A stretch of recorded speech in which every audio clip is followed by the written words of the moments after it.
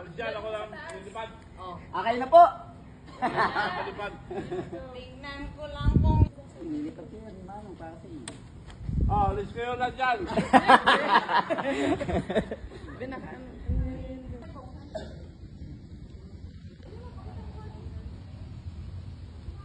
na siya.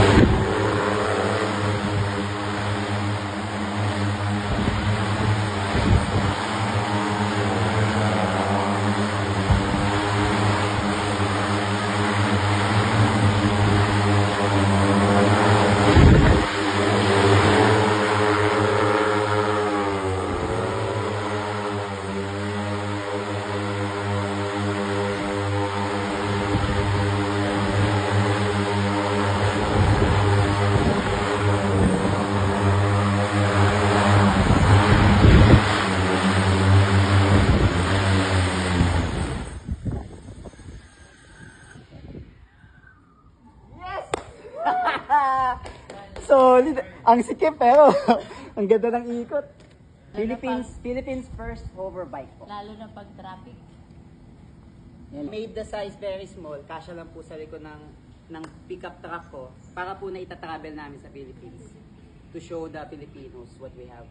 Pero, yan na po yung pinakamaliit na size namin. Kaya po natin gumawa na malaki na. This is only 8 motors po. So, ito na yung pinaka-minimum po na pwedeng sakyan.